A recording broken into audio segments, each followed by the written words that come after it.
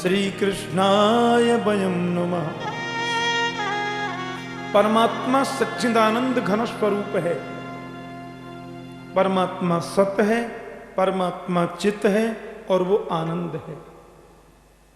सत का तात्पर्य होता है जो त्रिकाला बाधित है, जिसमें कभी भी किसी भी प्रकार का कोई भी कैसा भी परिवर्तन नहीं होता, जो अपरिवर्तनीय है, जो नाशवान नहीं है, जो सत्य है, सत्य है, उसे हम सत्य कहते हैं। और ये तो केवल परमात्मा है, दूसरा कोई सत्य नहीं हो सकता। सवेरे हम भोजन बनाते हैं, शाम को बासी हो जाता है। शाम को भोजन बनाते हैं, सवेरे खाने लायक नहीं रहता। आज हम बच्चे, कल जवान होते हैं, परसों बूढ़े हो जाते हैं। परिवर्तनीय संसारे मृतक को वान जायते। ये संसार परिवर्तनशील है, लेकिन परमात्मा में कभी भी किसी भी प्रकार का कोई भी परिवर्तन नहीं होता। बोलो जय श्री कृष्ण। इसलिए उस भगवान का नाम सत्य है। और परमात्मा का दूसरा नाम है चित्त। चित्त कहते हैं प्रकाश को, जो सूरज में भी रोशनी देता है, चंद्रमा को भी प्रकाश देता है, तारा गणों में भी रोशनी उसी की कृपा से प्राप्त है। जगत प्रकाश्य प्रकाशक रामू, इसलिए उसका नाम चित्त है। और आनंद स्वरूप तो वो है ही। उसका नाम जपने से परमानंद की प्राप्ति होती है। आनंद भी तो त्रिकाला बाधित होता है महाराज। तीनों कालों में आनंद को कोई बाधित नहीं कर सकता। जिसकी कृपा से दुनिया बनती है, जिसकी कृपा से दुनिया पालित अनवरत चलती है, और जिसकी भ्रकुटी टेढ़ी होने जाने से सब समाप्त हो जाता है। बोलो जय श्री कृष्ण। जिसका नाम जप करने से तीनों ताप और तीनों पापों का विनाश हो जाता है। तापत्रय विनाशाय। आध्यात्मिक ताप, आदि दैविक ताप, आदि भौतिक ताप, कोई भी उसके सामने टिक नहीं पाते। ऐसे परात्पर अखिलेश्वर जगत नियंता जगदाधार श्री बालकृष्ण प्रभु के चरणों में हम प्रणाम करते हैं। बोलो जय श्री कृष्ण। कि यम प्रव्रजंतम अनुपेतम अपेत कृत्यम द्वैपायनो विरह कातर आजुहाव पुत्रेति तन्मयतया तरबोभिनेदो तम सर्वभूत हृदयम मुनिमानतोस्मि। भगवान सुखदेव स्वामी के चरणों में वंदना की गई। एक बात आपसे बिना किसी संकोच के निवेदन कर दूं। आप किसी भी शास्त्र में देखें, किसी भी ग्रंथ में देखें, हमारे उपनिषदों ने परमहंस की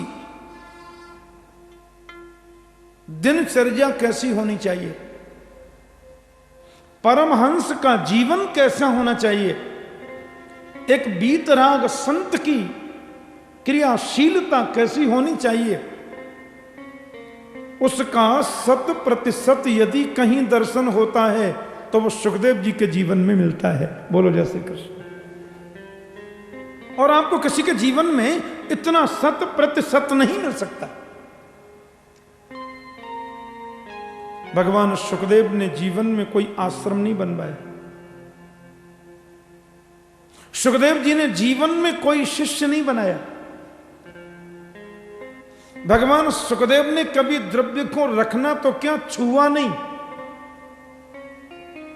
भगवान सुखदेव ने 4 अंगुल की कौपीन के अलावा दूसरा कोई वस्त्र जीवन में पहना नहीं, केवल 4 अंगुल की लंगोटी, और वह भी पिता की आज्ञा मिली थी भागवत अध्ययन के समय, इसलिए, नहीं तो पहले तो वो भी नहीं पहनते थे, एकदम दिगंबर। किसी के प्रति न ईर्ष्या, न किसी के प्रति लगाव, न किसी के प्रति द्वेष, जिसको हम लोग कहते हैं देहाध्यास की निवृत्ति। देह में रहने के बाद भी व्यक्ति देह से दूर कैसे रहे, शरीर में रहने के बावजूद व्यक्ति शरीर से अलग कैसे रहे, इसका 100% यदि कहीं दर्शन करने को मिलता है तो वो सुखदेव स्वामी जी के जीवन में मिलता है। और आप आश्चर्य करेंगे, भगवान सुखदेव ने जब परीक्षित को कथा सुनाई तो उस कथा में सुखदेव जी के पिताजी बैठे, सुखदेव के बाबा बैठे, ऐसा लिखा है। भगवान सुखदेव के पर बाबा बैठे और उनके पर बाबा वशिष्ठ जी बैठे। भाई नारायण के बेटा ब्रह्मा, ब्रह्मा के बेटा वशिष्ठ, वशिष्ठ के बेटा शक्ति, शक्ति के बेटा पराशर, पराशर के बेटा वेदव्यास और वेदव्यास के बेटा भगवान सुखदेव। तो सुखदेव जी के पूर्वजों की समस्त पीढ़ियां बैठी हैं शक्ति को छोड़कर उस सभा में। भागवत के रचयिता जरूर वेदव्यास हैं, ध्यान से सुनना। भागवत की रचना जरूर भगवान वेदव्यास ने की है, लेकिन भागवत को जितना जीवन में सुखदेव स्वामी ने उतारा है उतना वेदव्यास भी उतार नहीं पाए। बोलो जय श्री कृष्ण। इसलिए भगवान सुखदेव का स्थान इतना ऊंचा हो गया। और वे परमहंस शिरोमणि हैं, वो बीत राग हैं, ऐसा कुछ वो करते ऐसा नहीं। व्यक्ति का चिंतन करते करते मन जब आत्मा पर केंद्रित हो जाता है और चिंतन करते करते जिसका मन गोविंद के चरणों में निमग्न हो जाता है, फिर शरीर के क्रियाकलाप अपने आप छूट जाते हैं। उसी को हम लोग कहते हैं जीवन मुक्त परमहंस। और ऐसा जीवन मुक्त परमहंस भगवान सुखदेव हैं, ऐसा श्लोक में वर्णन करते हैं कि यम प्रव्रजन्तमनुपेतमपेत कृत्यम द्वैपायनो विरह कातर आजुहाव पुत्रेति तन्मयतया तरवोभिनेदु तम सर्वभूत हृदयम मुनिमानतोस्मि।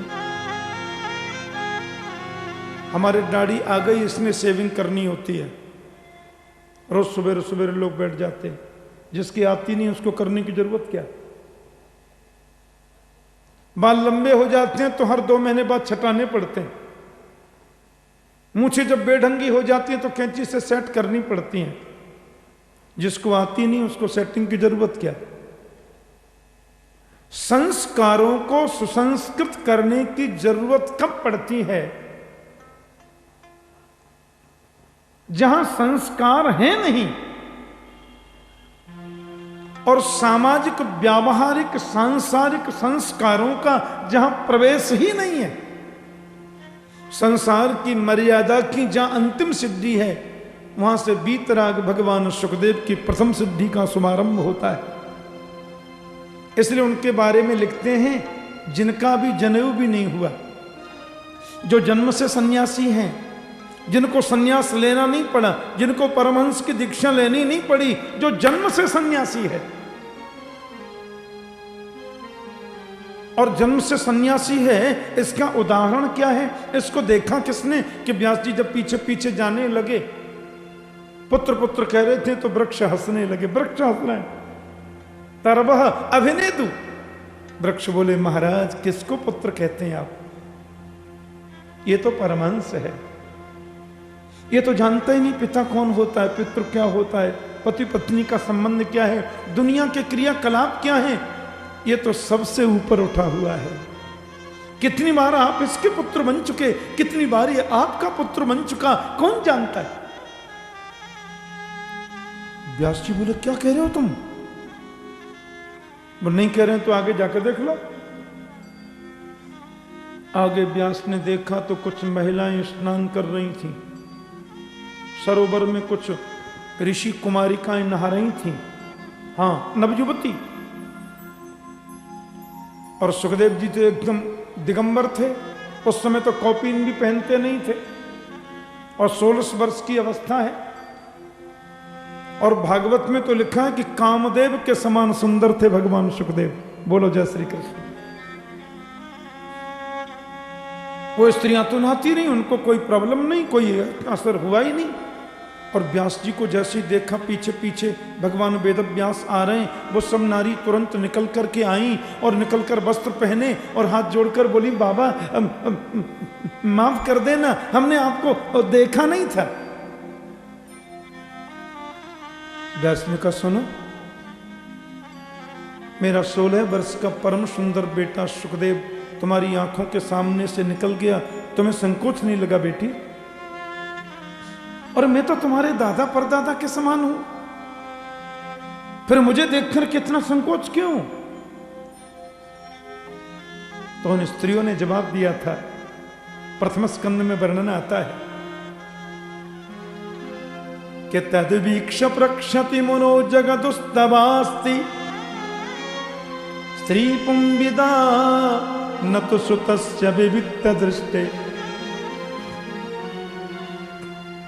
बाबा ये बालक तो आपका जानता ही नहीं स्त्री पुरुष के संबंध क्या होते हैं, ये तो परमहंस है। कोई 1000 वस्त्र पहन लो तो भी निर्वस्त्र हैं, और कोई निर्वस्त्र हो तो भी निर्वस्त्र हैं, इधर तो फर्क पड़ता ही नहीं। तो सुखदेव जी की इस स्थिति को जान करके लौट कर चले गए थे।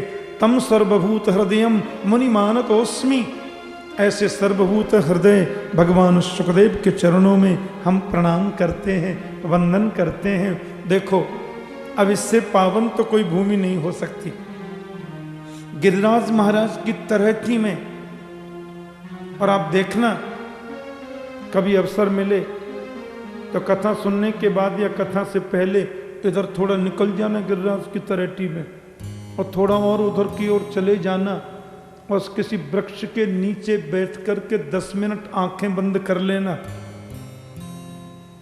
इस व्यास मंच से कहता हूं, 10 मिनट आंख बंद तुमने करी गोविंद का स्मरण करके, तो तुम्हें लगेगा कि मुरलीधर गौ चराते हुए इधर अभी अभी गया है। बोलो जय श्री कृष्ण।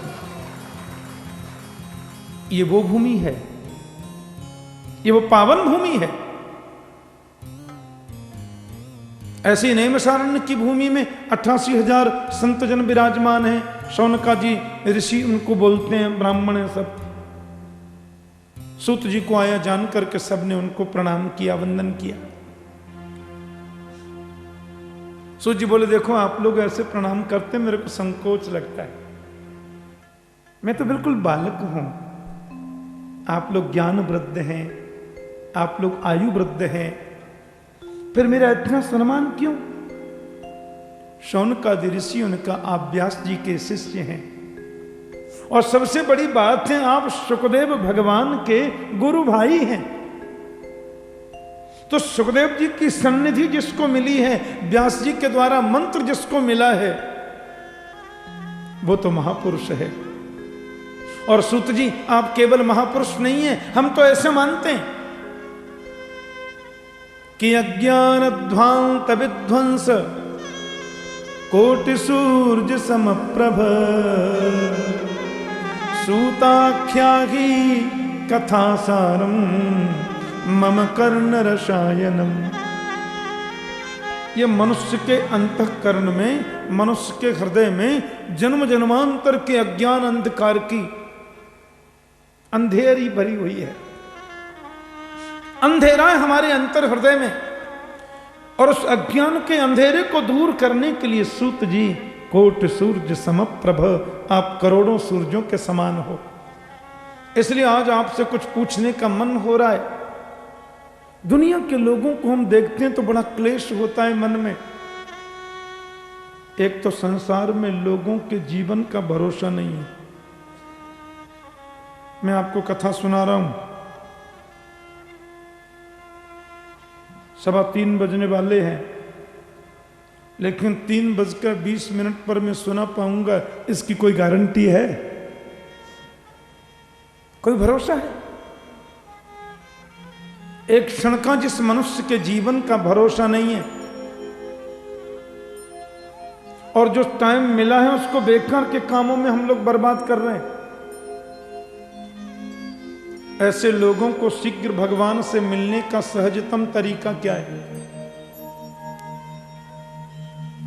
और ऐसा साधन हमको बताओ कि श्रेयसाम यद भवे श्रेयः पावनानां च पावनम् कृष्ण प्राप्ति करम शश्वत साधनम तद बदाधुना। जो श्रेष्ठ में भी परम श्रेष्ठ है, उत्तम में भी परमोत्तम है, और गोविंद से मिलने का जो सर्वोच्च साधन है वो हमको बताइए। एक बात बताऊं, महात्माओं के पास जाकर फालतू बात कभी मत करो। कई लोग संतों के पास जाते हैं, बाबा जरा ये छोटा वाला बेटा है ना वो सुनता नहीं है, आप कुछ कृपा कर दो। आजकल हमारे ये बड़े टेंशन में रहते हैं, वो शेयर मार्केट में थोड़ा गड़बड़ हो गया था ना, तब से सोते ही नहीं, 2-2 गोली नींद की खाते हैं। अच्छा, और बोले सासू जी से भी आजकल प्रॉब्लम चल रहा है।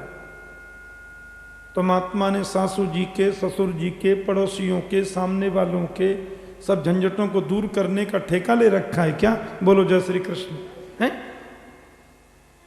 देखो ध्यान से सुनना, तुम्हें दुख भी मिलेगा तुम्हारे कर्म से और सुख भी मिलेगा तुम्हारे कर्म से। किसी के पास कोई जादू की छड़ी नहीं है, और यदि कोई दावा करता है तो 100% कृपा कर दें तो तुम्हें परमात्मा से मिला सकते हैं। यह काम सिवाय संत के कोई नहीं कर सकता। बोलो जय श्री कृष्ण। लिखा है ऐसा, किसी को संसार की कि चिंता मणिर्लोक सुखम स्वरद्रुह स्वर्ग संपदम प्रयच्छति गुरु प्रीतो वैकुंठम योगी दुर्लभम। ऐसा लिखा। किसी को संसार का सुख चाहिए तो चिंतामणि मिल जाए, पारसमणि मिल जाए, पारसमणि को लोहे से लगाओ, सोना बनाते जाओ। और स्वरद्रुह स्वर्ग संपदम, स्वर्ग में एक वृक्ष होता है, उसे कल्प वृक्ष बोलते हैं। हाँ, और कल्प वृक्ष के नीचे बैठ करके जो सोचो वो पूरा हो जाता है, ऐसा लिखा। लेकिन चिंतामणि, पारसमणि और कल्प वृक्ष स्वर्ग का ये महान वृक्ष भी तुम्हें गोविंद से नहीं मिला सकता, परमात्मा से नहीं मिला सकता। यदि गुरु प्रसन्न हो जाए, संत प्रसन्न हो जाए, तो ये काम जो वो नहीं कर सकते वो केवल संत कर सकता है। बोलो जय श्री कृष्ण। लेकिन भगवान से मिलाने की एनर्जी रखने वाले संत की एनर्जी को किसी ने दुकान बांध दी है, ठीक कर दो, हम इसमें ही बेस्ट कर देते हैं। बोलो जय श्री कृष्ण। हाँ, बोले महाराज वो क्या है, ठीक ठाक सब चल रहा था, पड़ोसी की नजर लग गई लगता है मुझे। अब बेचारे भोले महात्मा नजर गुजर में ही अपने उस एनर्जी को बेस्ट कर देते हैं। लेकिन संत कृपा कर दे तो तुम्हें गोविंद से मिला सकता है, और यह काम दूसरा कोई नहीं कर सकता। इसलिए महात्मा के पास जाकर सिवाय सत्संग के, सिवाय आत्म कल्याण के, सिवाय और प्रभु से मिलने के अलावा कोई काम की बात करो ही मत। ये पक्की बात है। और जो सच्चा संत होगा, मुझे याद है, मुझे इसलिए याद है कि एक बार मैं भी गया था बरसाने में। जब थोड़ा आगे चलते हैं तो एक पोखर, एक सरोवर बनाए, वहां एक संत रहते थे, और महात्मा जी का पंजाबी शरीर था, पंजाब के जन्म था उनका। हाँ, बड़ा भजन करते थे। मैं बहुत छोटा था तो मैंने देखा कि उन महात्मा जी के पास कोई आदमी जावे, वो ऐसे चुपचाप बैठे रहते झोंपड़ी में और दिन भर भजन करते थे। आप गए, क्यों आए हो? बोल बाबा दर्शन करने आए थे, कोई समस्या थी। दर्शन कर लिया जी, जाओ। एक सेकंड आप रुक नहीं सकते। और यदि उतना कहने पर आप नहीं गए तो महात्मा अपने चरणों के खड़ामू उठाकर अपने सिर पे मारना शुरू कर देता, और तब तक मारते जब तक आप चले नहीं जाते। और यदि आप उनके सामने पहुंचे और बोले गोविंद का कुछ नाम, जैसे कृष्ण या राधे राधे बोले, पूछते क्यों आए हो, बोले बाबा गोविंद से मिलने का कुछ उपाय बता दो, बोले बैठ जाओ। और फिर जो सत्संग चलता महाराज, घंटों घंटों तक वो महात्मा भगवत चर्चा, ऐसी सुंदर सुंदर कथाएं बताते। और जहां आपने कहा कोई समस्या है, कुछ पूछना था, बोल जाइए, क्योंकि वो जानते हैं कि उसमें तुम्हारा समय तो बर्बाद हो रहा ही है, मेरा समय भी बर्बाद हो रहा है। तो संतों के पास जाकर तो यही प्रश्न करो कि गोविंद कैसे मिलता है, कन्हैया से मिलने का सहजतम तरीका क्या है। अच्छी बात पूछी आप लोगों ने महाराज। ये मनुष्य का जो जन्म है वो जन्म तो बस ऐसे ही है, काल के गाल के मुख में बैठे हम लोग, कब क्या हो जाए कौन जाने। काल ब्याल मुखग्रासत्रास निर्णास हे तबे श्रीमद् भागवतम शास्त्रम कलौ कीरेण भाषितम। काल रूपी अजगर सांप के मुख के ग्रास बने हुए हम लोग, एक क्षण का भरोसा नहीं, एक क्षण का कौन जाने।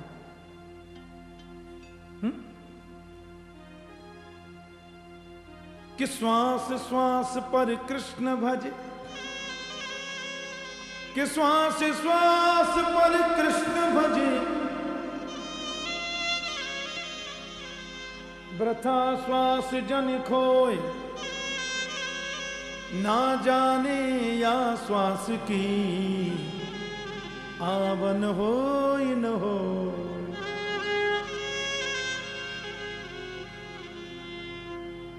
भगवान सुखदेव जब परीक्षित को कथा सुना रहे थे तो अमृत का कलश लेकर देवता भी आए थे।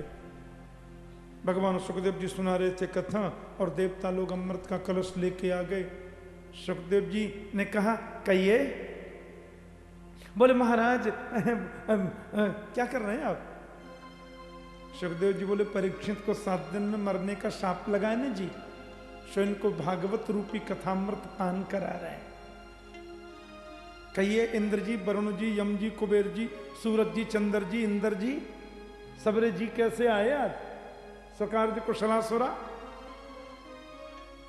देवता बोले हम तो एक निवेदन करने आए थे, तो हमारे हाथ में जो ये घड़ा है ना जी, इसमें स्वर्ग का अमृत भरा है और इसी अमृत को पाने के लिए संसार में लोग बड़े बड़े प्रयास करते हैं। कोई भैरव जी की नाक से चनौरी चिपकाता है, तो कोई भैरव जी को विदेशी मदिरा पिला देता है? तो कोई फिल्मों की तर्ज पर रात भर माता जी का जागरण करता है। ये जितने भी कर्म लोग कर रहे हैं इसी अमृत को पाने के लिए करते हैं महाराज। यही अमृत है घड़ा में जो भरा है। हाँ, तो हम आपसे ये कहने आए थे कि वो जो परीक्षित को आप पिला रहे हैं ना, वो हमको दे दो। अब क्या है कि उसको पीने से संसार भय से हम मुक्त हो जाएंगे। ये संसार का भय बड़ा विचित्र है। जो क्षरणशील है उसको संसार कहते हैं, और हमारे पास में जो ये अमृत है ना, ये स्वर्ग का, ये परीक्षित को पिला दो तो सर्प के भय से उनको मुक्ति मिल जाएगी। सांप नहीं काटेगा, और काटेगा भी तो अमृत पिएगा, असर ही नहीं होगा। इतना ही करना था आपको, तो खाली अदला बदली करनी। भगवान सुखदेव सुनकर के गंभीर हो गए और मन में सोचा कि इनको भागवतामृत का पान करा तो देता, पर इन्होंने स्वर्ग के अमृत से भागवत अमृत की जो तुलना कर दी वो मुझे बिल्कुल पसंद नहीं है। क्यों? क्योंकि तेतम भुक्त्वा स्वर्गलोकम विशालम क्षीणे पुण्ये मर्त्यलोकम विशंति। अरे भाई, ये स्वर्ग का जो अमृत है वो व्यक्ति को अमर नहीं बनाता, ध्यान देना। गीता में योगेश्वर कृष्ण आदेश करते हैं, हमने कुआं बनवाया, धर्मशाला बनवाई, ये काम किया, ये पुण्य किया, वो किया, नाम का पत्थर लगवाया, नेम प्लेट लगवाया है, इसका फल होता है हम स्वर्ग में जाएंगे और स्वर्ग में जाकर के वहां के सुख को भोगेंगे, और रोज हमको हमारी एफडी के हिसाब से ब्याज के रूप में अमृत पीने को मिलेगा, पक्का। कितनी एफडी जमा है? बोले इतनी धर्मशाला है, इतना दान किया है, इतना ये किया है। अच्छा, इसके अनुपात में कितना अमृत रोज मिलना चाहिए? बोले 5 ग्राम रोज मिल सकता है, 3.5 ग्राम रोज मिल सकता है। मसनद लगी हैं, गद्दे बिछ रहे हैं, अप्सराएं नाच रही हैं, मृदंग बज रही हैं, अपन थोड़ा 5-10 ग्राम अमृत रोज पी लेते हैं, क्योंकि इधर एफडी जमाए ज्यादा पुण्य की। अब वो एफडी धीरे धीरे धीरे धीरे धीरे धीरे कम होती जाती है। फिर क्या होता है? बोले क्षीणे पुण्य मर्तलोकम विशंति। और जैसे ही हमारा पुण्य क्षीण होता है, हमें फिर मृत्युलोक में गिरना पड़ता है। अरे भाई, काय को गिर रहे हैं आप? ये बड़ी मखमल की मसनत थी, मखमल के गद्दे थे। बोले फिर कमा के लाओ, वापस आना। बोलो जय श्री कृष्ण। तो पुनरपि जननम पुनरपि मरणम पुनरपि जननी जठरे शयनम। ये बार बार जन्म लेना, बार बार मर जाना, बार बार माता के गर्भ में आना, इससे छुटकारा स्वर्ग का अमृत कभी नहीं दिलाता। लेकिन भागवत अमृत का जिसने पान कर लिया, वो तो यदगत्वा न निवर्तन्ते तद्धाम परमम मम, उसको वैकुंठ मिल जाता है, जहां जाने पर कभी आवागमन होता ही नहीं। उसकी प्राप्ति करा देता है ये भागवतामृत। और उस भागवत रूपी अमृत से ये नासमझ देवता तुलना करते हैं अपने स्वर्ग के अमृत की। सुखदेव जी को अच्छा नहीं लगा, हाँ ऐसा लिखा है। तो सुखदेव जी ने ये बात सुनी और इशारा कर दिया, नो एडमिशन। बोलो जय श्री कृष्ण। आपका प्रवेश यहां नहीं होगा, इस भागवत मंडप में आप प्रवेश नहीं कर सकते, और आपको हम ये भागवतामृत नहीं दे सकते। बोले क्यों? बोले भक्तांश विज्ञाय न ददौ स कथामृतम। इसके लिए तो भैया अधिकारी बनना पड़ता है, बिना अधिकारी के नहीं मिलता। अभी अधिकारी नहीं हो। सब देवता अपना मुंह लेकर चले गए, ब्रह्मा के पास गए। ब्रह्मा जी जो प्रेसिडेंट हैं, बोलो जय श्री कृष्ण। हाँ, देवताओं के प्रेसिडेंट हैं ब्रह्मा जी, और देवताओं के प्राइम मिनिस्टर हैं इंद्र जी। इंद्र महाराज है ना, ये प्राइम मिनिस्टर हैं। अब अलग अलग चीज जिन्होंने बांट रखी है। कुबेर जी वित्त मंत्री हैं, वरुण महाराज जल मंत्री हैं, हाँ, और वो अश्विनी कुमार महाराज वो स्वास्थ्य मंत्री हैं। अन्नपूर्णा मैया है ना, वो खाद्य मंत्री हैं। बोलो जय श्री कृष्ण। सबको अलग अलग बांट रखा है। ब्रह्मा जी प्रेसिडेंट हैं, इंद्र महाराज प्राइम मिनिस्टर, और ये पवन महाराज जो है वो हवा मंत्री हैं। बोलो जय श्री कृष्ण। हाँ, सूरज महाराज विद्युत मंत्री हैं।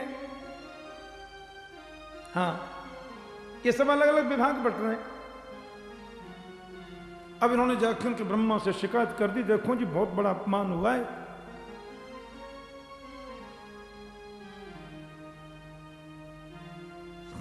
तो महाराज ये स्थिति हो गई।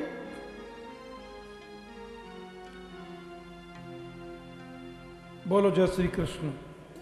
ब्रह्मा ने कहा बात पूरी बताओ।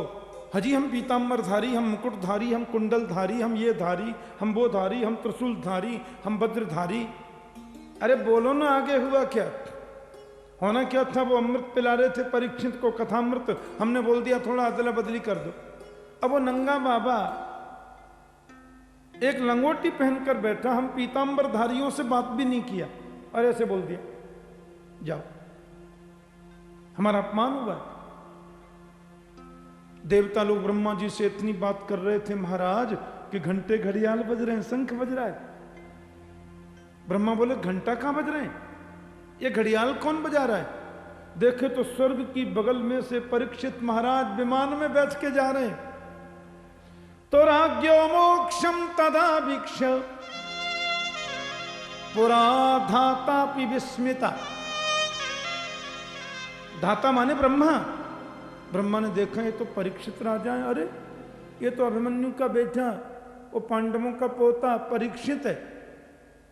देवता बोले यहीं तो गए थे हम अभी, और वो यही वो बाबा ही तो पिला रहा था उनको, वो नंगा बाबा 16 वर्ष का बच्चा। हमने कहा तो मना कर दिया, हमको दिया ही नहीं। भागवतामृत पिला रहा था और 7वें दिन मुक्ति। ये तो वैकुंठ जा रहे सीधे।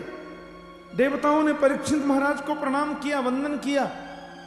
ब्रह्मा जी बोले सुनो वो तराजू लाना।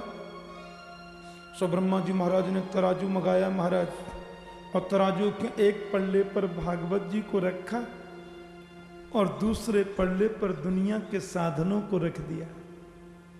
देख लो।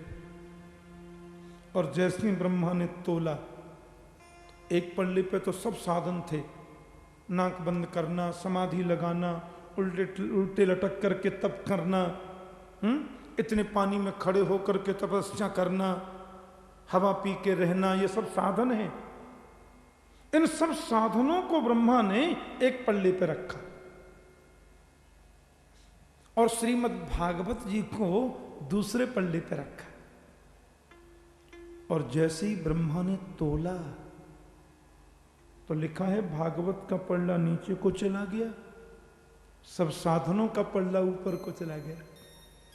अरे जिसमें वजन होगा वही तो नीचे रहेगा, हल्का तो ऊपर ही जाएगा। ब्रह्मा जी महाराज तो एकदम देखते रह गए। देवता बोले कुछ निर्णय हुआ? क्या कर रहे थे आप? क्या क्या क्या क्या समझे हम? ब्रह्मा ने देवताओं को ऐसे बुलाया, बोले अरे पागलो, ये किताब नहीं है, ये भागवत पोथी नहीं है, किताब नहीं है, ग्रंथ नहीं है। देवता बोले तो क्या है? बोले ये तो मेरा साक्षात गोविंद है। बोलो जय श्री कृष्ण।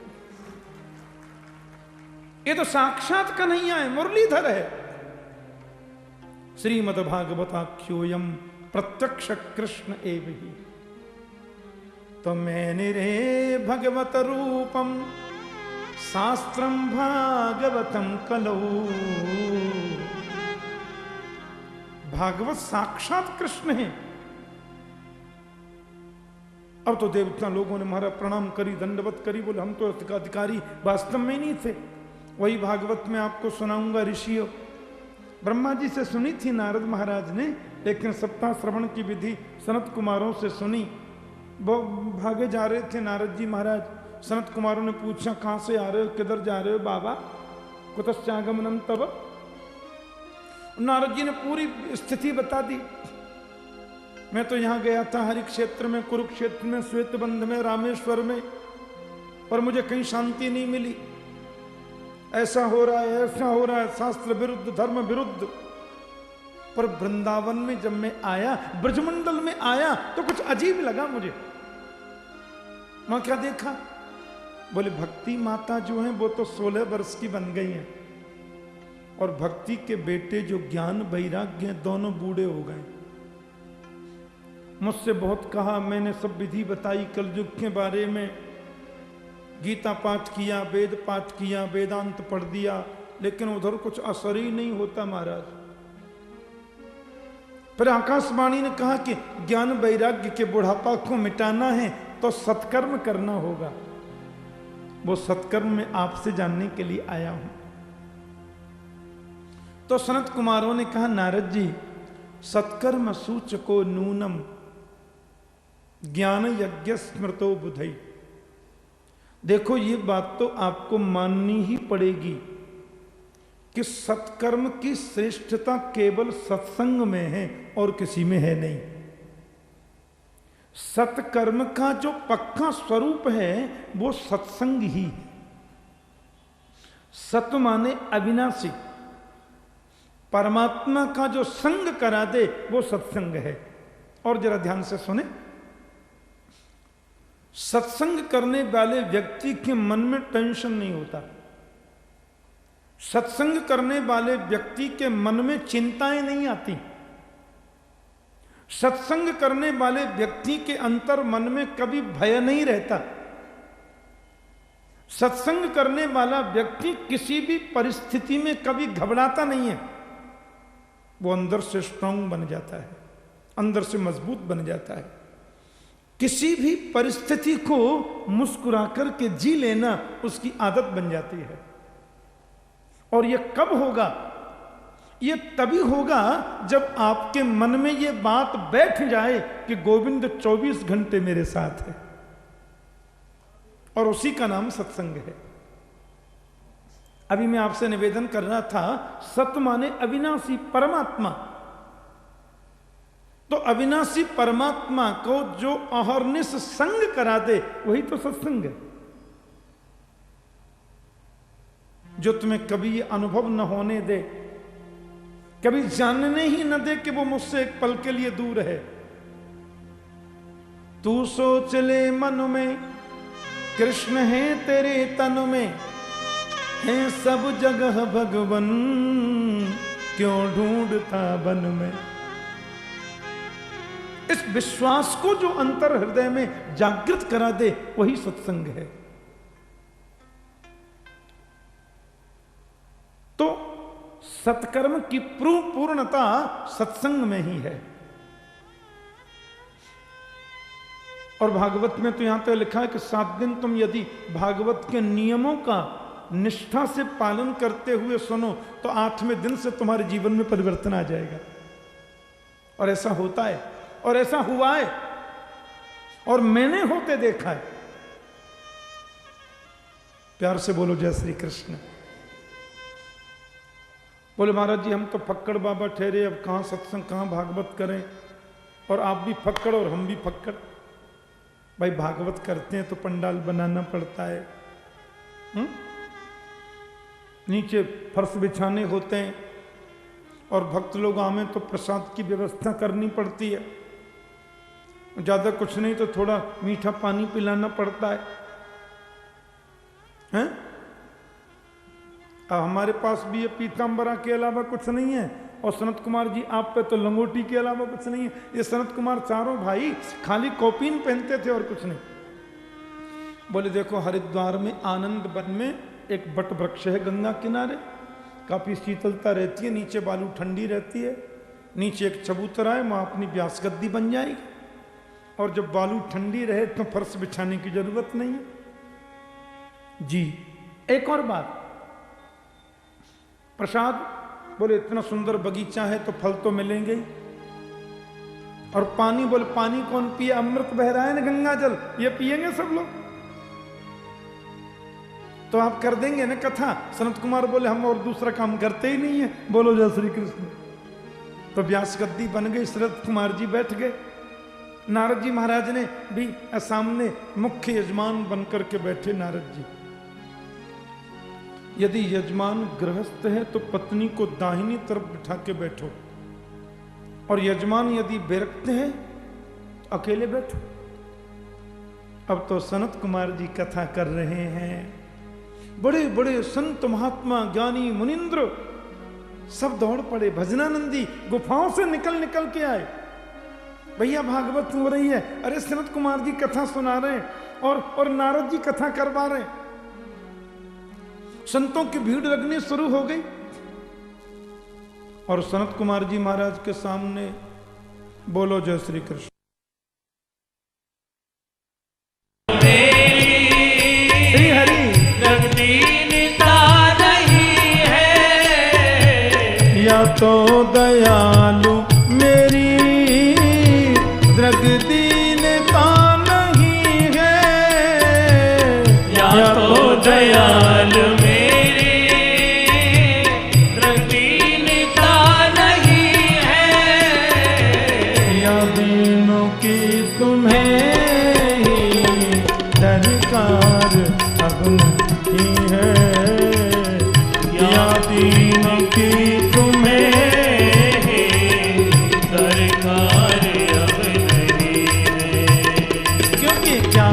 स्वभाव पहला सरकार अब नहीं है।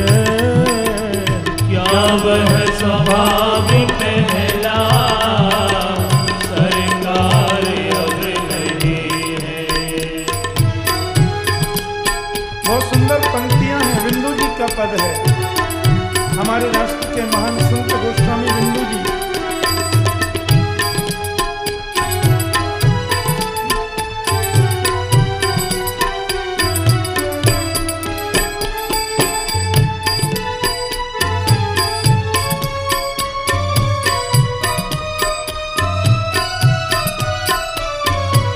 पाते थे जिस हृदय से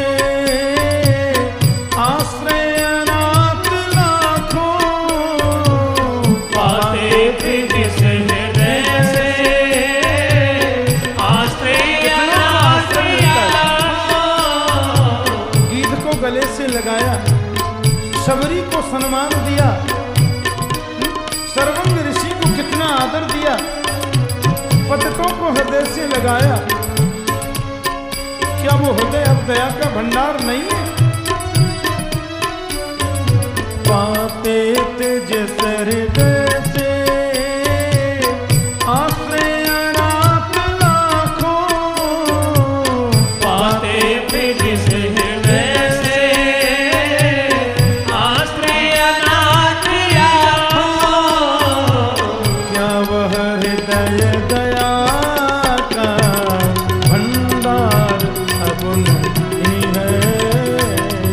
क्या वह हृदय दया का भंडार अब नहीं है?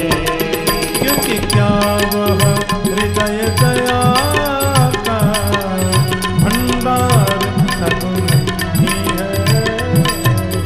क्या वह हृदय दया का भंडार अब नहीं है? क्योंकि क्या वह स्वभाव पहला सरकार अब नहीं है? क्या वह स्वभाव पहला सरकार अब नहीं है?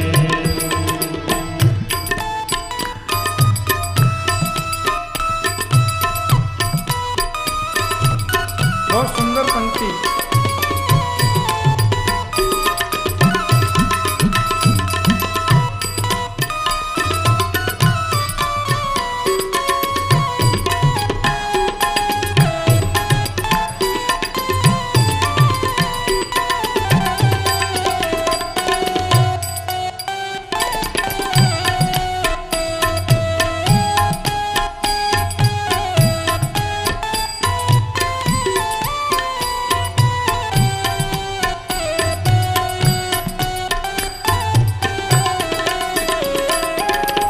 जिससे कि द्विज सुदामा त्रैलोक्य पा गया था।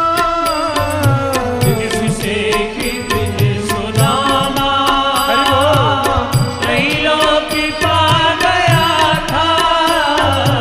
जिससे कि द्विज सुदामा त्रैलोक्य पा गया था।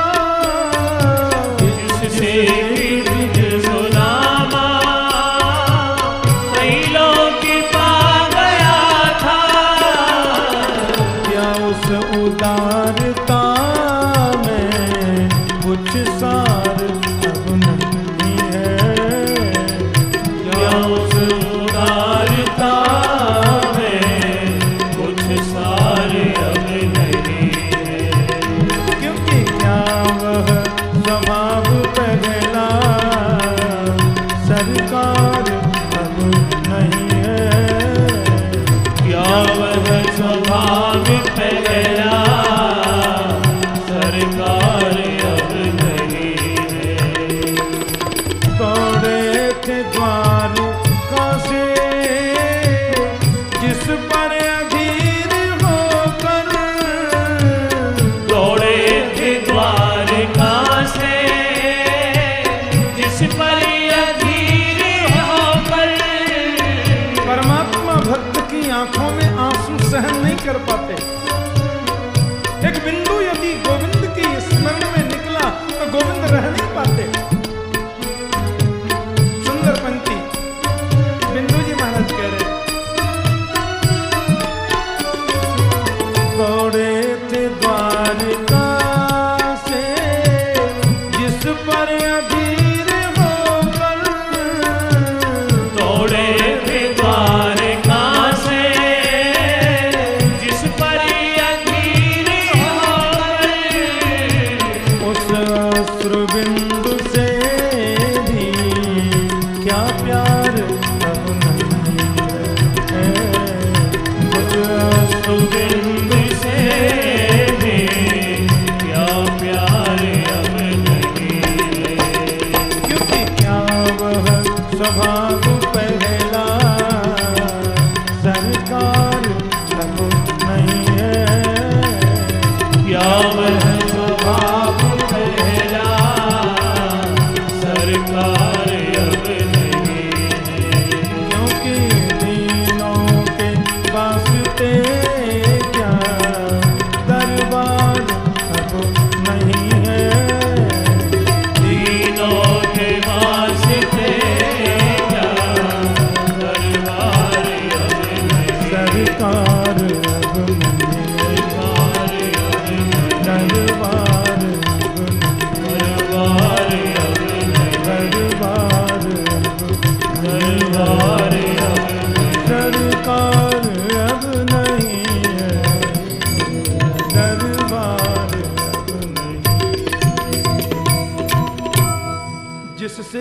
द्विज सुदामा त्रैलोक्य पा गया था, क्या उस उदारता में कुछ सार अब नहीं है? पाते थे जिस हृदय से आश्रय अनाथ लाखों, क्या वह हृदय दया का भंडार अब नहीं है?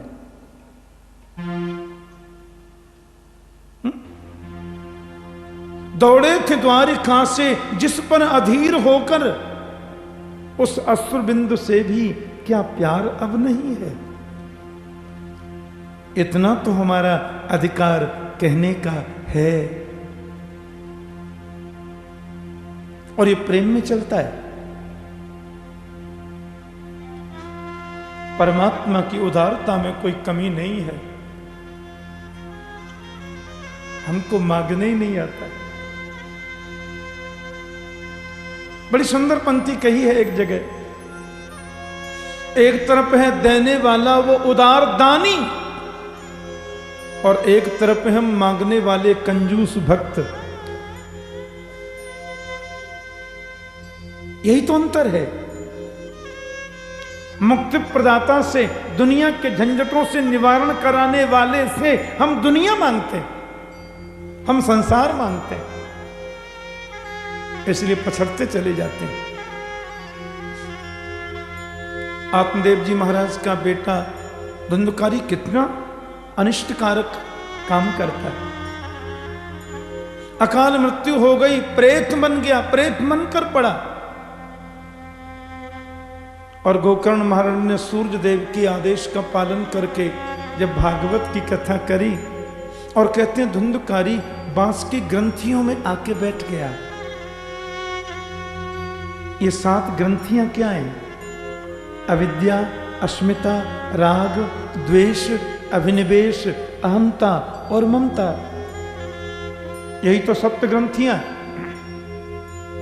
और 7 ग्रंथियां जब खुल गईं और धुंधकारी उसमें से दिव्य रूप लेकर के निकला, ऐसी कथा आती है। भगवान के धाम से सुंदर विमान आया,